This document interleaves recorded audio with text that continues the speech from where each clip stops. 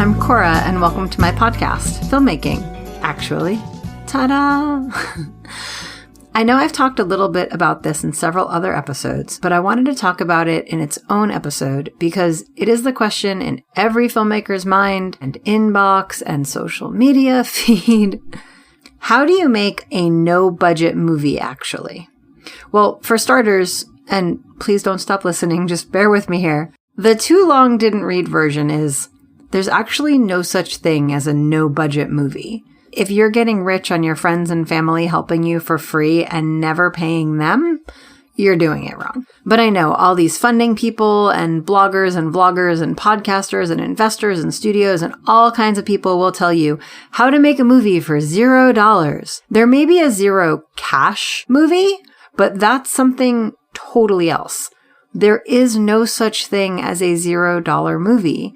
A little while ago, I got an email that I'm going to redact slightly because I'm not trying to vilify anyone specific, but it said this. This person is the champion of low-budget independent filmmakers. They made their first feature film called Blah for only $7,000. It was financed personally, and they sold it to a Hollywood studio where it ended up netting over $1 million at the box office. How did they make their film for so little money? Easy. They talked fast and worked hard. I'm pausing there for effect. It says they knew that they had to do a lot with very little. For much of production, they were a one-person crew. Okay, that's valid. This person set up the shots, directed the actors, shot everything themselves, but they also did have friends helping out occasionally for more complex shots. I will add that as someone who works pretty singularly with Spacey, and we do a lot of our films ourselves, there are times where you really need more than one or even two people on set.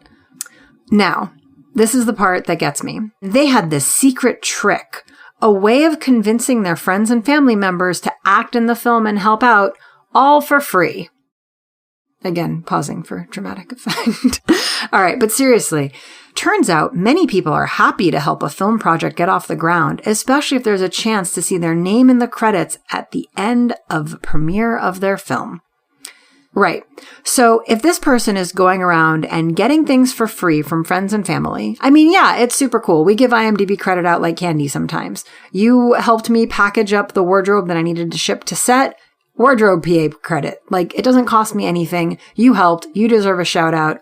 Totally awesome. But if I'm going around getting things for free, especially from my friends and family, people who I like and who like me, and then I'm making $1 million, netting $1 million. It didn't even say grossing, netting. So that means that was the profit after all the expenses. Netting $1 million. And I don't go back and pay the people who got me there. That is nothing to aspire to. And I'm sorry, this episode's going to be a little cold, but I think it's really important because everything that independent filmmakers get shoved down their throats constantly is how we need to make movies for nothing and how we should be working for free and all of this stuff. And I have some things to say about that. Now, full disclosure, we've totally done super small projects for quote unquote $0, meaning we don't spend cash, or maybe we reimburse people's gas and we buy them lunch, but no one's getting paid. And I mean no one, like Spacey and I aren't getting paid either. And we do that for some short films, if we make films for contests.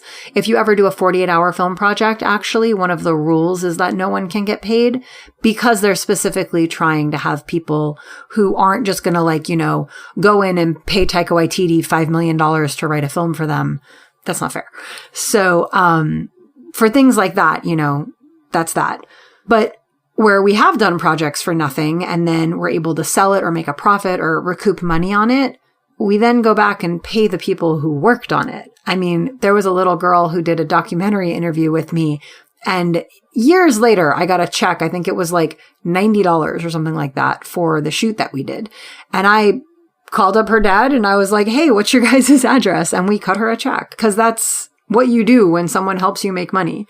Also, in the vein of transparency, we have had people on set who don't help the project or cause problems to the project, and we don't go back and give them pay bumps because we kind of had to get the film done in spite of them, not because of them. So we pay them what they were promised and we move on with our lives. But the people who bust their tails making it all happen and they do it for next to nothing, those people should be getting pay bumps as soon as the film is profitable.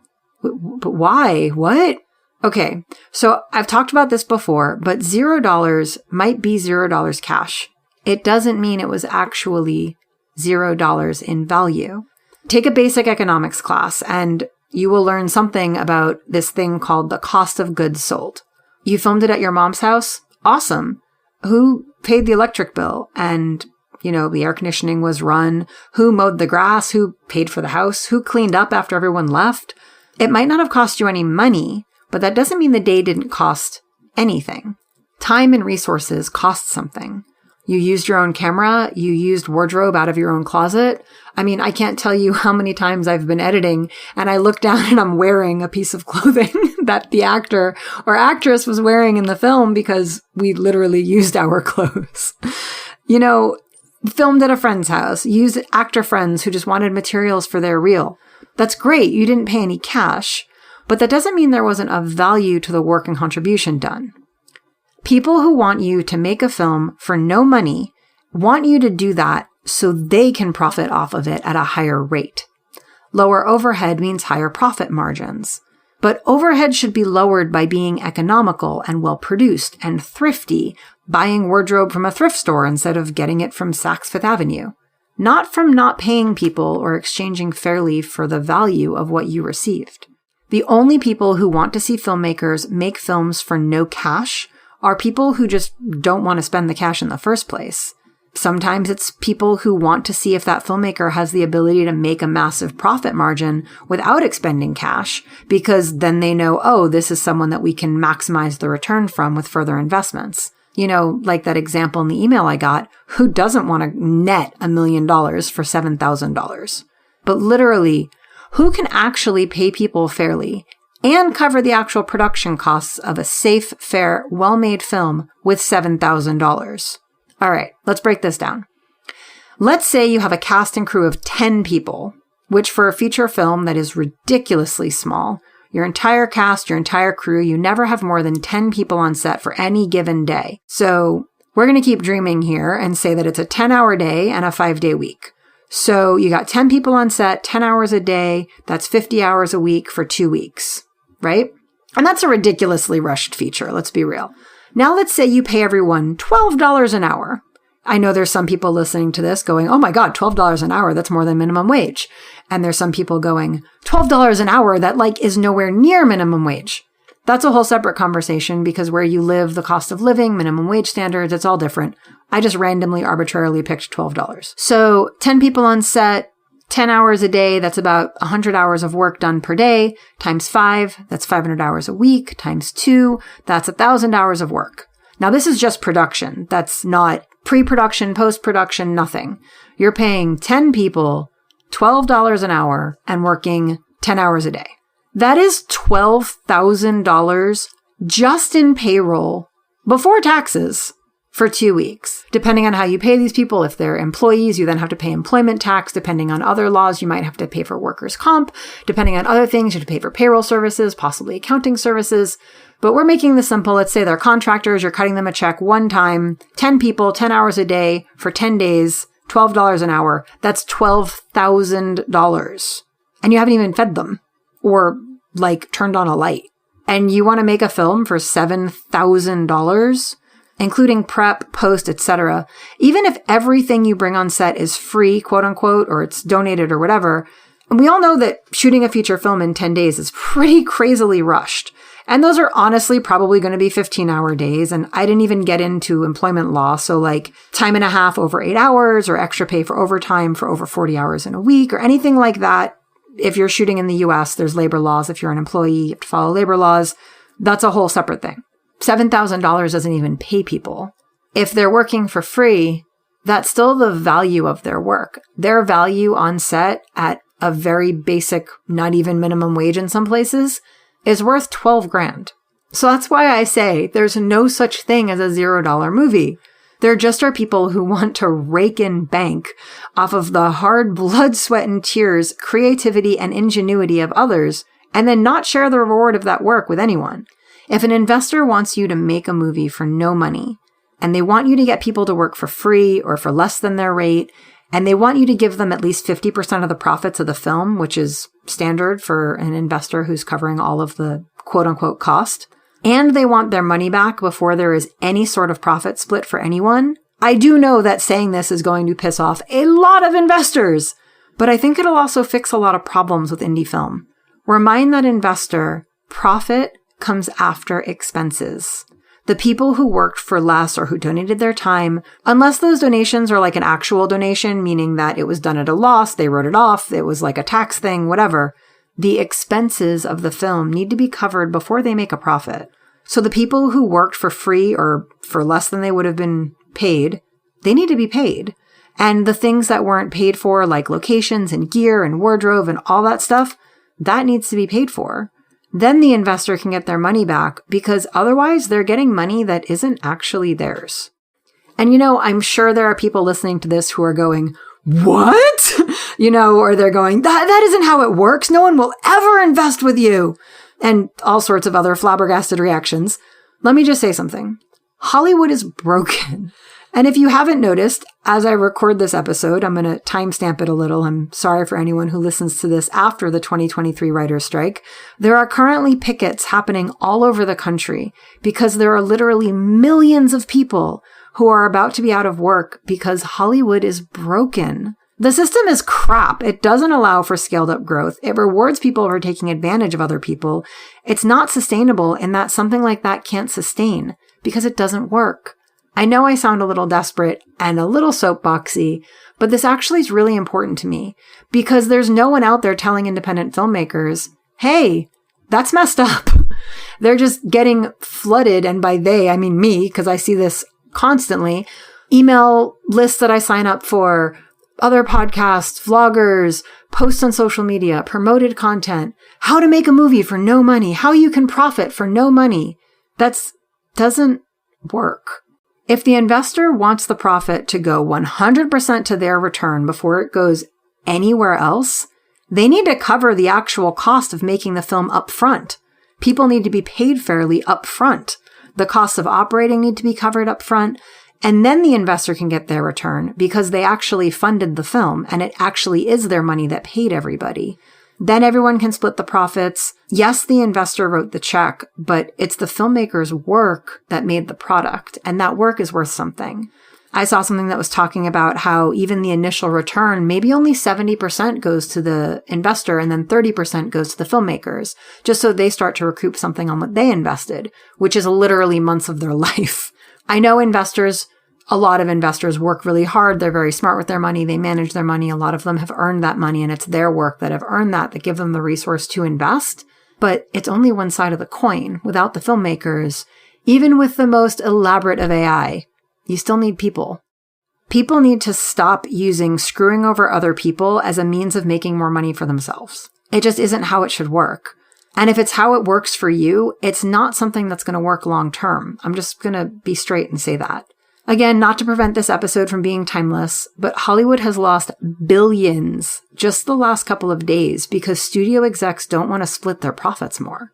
I know it's more complicated than that, and it's lots of nuance and contract negotiations, but at the end of the day, that is really the heart of it. And I have read the papers and seen the studios refusing to even negotiate, just saying no, which that's not a negotiation. Anyway, sorry, soapbox away. Greed doesn't really work long term. I mean, at least not yet in the course of human history. Be a good person. Share. Go back to kindergarten for a few weeks if you need to. I don't know, maybe some graham crackers and apple juice and a nap is really just what this world needs. All of that said, yes, you can totally make a movie without cash. Things like locations and gear and time and talent don't require cash. They don't. But when you do all of that work and you give all of those lovely people them rich exposure dollars, as soon as the project starts to make you real dollars, share. Go back and pay people for their work. You made $50 for something that someone helped you with, even if it's just $5 for whatever the little help was they gave you. Give them something, because that entire $50 is not actually your money. So to all the producers out there cashing in on the work of brilliant filmmakers and writers and everyone else doing the work of making your money, that return, that isn't just your money. And if you're a filmmaker who just wants to make millions of dollars by cashing in on some quick and dirty feature, that's great. But remember, those people that helped you, they earned that too. I'm sorry for getting a little ranty in this episode, but I'm really sick of hearing and seeing people touting this $0 movie idea and making filmmakers feel like they have to work for nothing. Yes, sometimes you do a low budget project, it doesn't go anywhere. We've definitely worked on lower budget projects and had people who caused massive amounts of problems. And it's like, okay, we paid them what we agreed. That's great. Moving on. I'm not going to bill them for the time that I had to spend fixing the problems, but we're not necessarily going to go back and pay them. The people who showed up and made it all possible, as soon as there's a profit, they get another check because they earned it. When you're growing, when you're new, when you're trying to figure it all out, and I don't mean like learning through the process. I've produced over 30 films. I'm absolutely still learning. I mean like literally in the beginning. Yeah, do a few films in your backyard with friends. Figure it out. No, don't ask professionals to work for free or expect them to do that. And don't talk to them like they owe you something because they don't. If they're a professional, they hopefully got there by working hard and earning it. So now it's your turn. When you look for investments, have actual budgets done on real breakdowns that explain why the movie costs what it does. Have an actual marketing plan in place. And goodness gracious, one name or even 5 names or a big festival acceptance is not a marketing plan. It is really easy to look up how many actors have been in flops. Their name had nothing to do with it. Either the movie was crap or the marketing was crap. Whether or not they were in the movie was nothing. Whether they were a TV actor moved into a movie or a movie actor moved into TV, that's not why. That's literally never the problem. So don't listen to people who tell you that it is. Bankable names is a crap, lazy response from cheap sales reps who don't understand how marketing works and who are too lazy to do the work of creating want for a project, because that's what marketing is. Everything Everywhere All at Once, what was it, like a $24 million production budget and a $24 million marketing budget. That movie was literally everywhere, all at once. It won Oscars. It made like almost $150 million in profit. You want a return? Go make a good movie with a good story, high quality production, good acting, actors who can act, and market it. Have a marketing plan, have a business plan. Don't let investors tell you you don't need money and you just need a name. A, those two things don't work. Names want to get paid and they deserve to be paid. And B, a name isn't going to make your movie. It might get you an investment, but it's not going to make your movie. Fun fact, filmmaking is so much work. You have to know what you're doing. It is okay not to know on your first film. It's okay to learn. Like I said, I've produced over 30 films and I'm very much still learning. Be willing to do the work. Hold your ground on what you're worth. Know that $0 cash does not mean $0. Don't be pressured by people who want to make money off of you and get you to beg, barter, and steal so they can make a profit. Or so they can tell you how you're going to make a profit. Because you would be pissed if you poured your heart and soul into helping someone and then watch them get rich and you walk away with the $100 a day that you agreed to work for because you were trying to help them out. Make sure you track the value of your film when you make it, not just the money you spend. If only because then you can be aware of all the things being put into your film. Most shorts on paper honestly cost between $50,000 and $75,000. Easily, without trying to rack it up or whatever. Like when you write it all down and add it all up, that's about the value of pretty much any short film. And I'm not talking about paying some DP $5,000 a week. I'm talking about just the cost of everything. Basic costs. Most features are hundreds of thousands of dollars. Again, same basic baseline. Either raise that much in cash, or if someone doesn't want to risk it until they know the movie is done, let them know that the profits are going to go first to the people who did the work for low or no pay, and to the resources people gave for little or nothing, and only a small percentage of the return will come back until everyone's actually paid fairly for their time and their work, or get them to invest the actual cost of making the film. I know, no one's going to do that, and producers, investors are going to scream and cry and hate me. I hate that that's how the film industry is run right now, and I know it can change. I think it starts with getting rid of this blatant lie that any movie anywhere exists that was made for $0. It isn't. Literally none. No films, no shorts, no music videos. They do not exist. Pay attention to what it's actually worth and what's actually going into it. And then, don't be a pretentious prick about it either. Know when you have room to grow. We all do. But if your movie can really sell for $1 million net profit, your team should be paid fairly for their work. And don't lie and say it was $7,000 because it wasn't. Do what you need to do to get a film made. Make sure that investment deals are fair on all sides. Definitely pay your investors back because they did flip the switch that made it made. But remember everybody who sat at that table while it was getting made. I feel like I should say thanks for coming to my TED Talk. I know the industry can do better. I know it can be better. And I think it starts with getting rid of this idea that a $0 movie is possible. Yeah. All right. I think that's it. Thank you. Bye. You've been listening to Filmmaking Actually with Koura Linda, the Space Dream Productions podcast. Subscribe to us on any or all the podcast platforms, but we especially recommend our sponsor, Anchor. If you like what you hear, leave us 5-star ratings and positive reviews on iTunes and Stitcher. It helps more listeners like you discover the show. But the best thing you can do if you really like the show is tell a friend. Want to leave a comment or ask a question? Email at filmmakingactually@gmail.com. This is Spacey speaking, and remember, you are making $500,000 and you are only going to pay me $30? You're getting 30 grand? I'm getting 1,000. You guys are getting paid? and we'll see you next time.